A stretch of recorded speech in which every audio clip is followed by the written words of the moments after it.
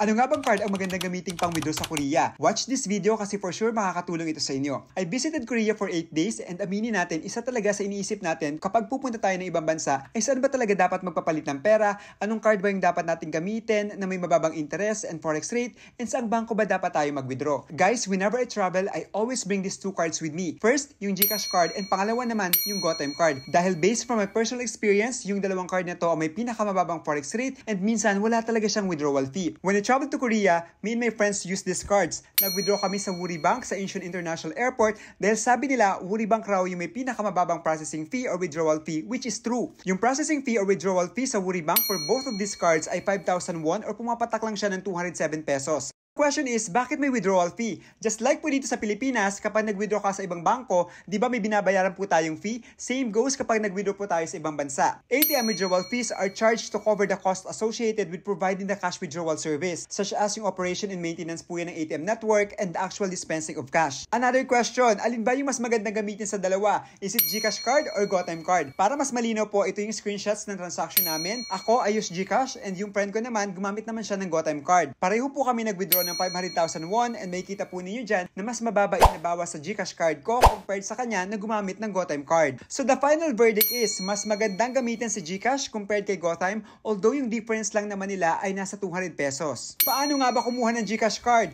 Punta lang po kayo sa GCash account ninyo, click ninyo yung card, then select ninyo yung order a GCash card.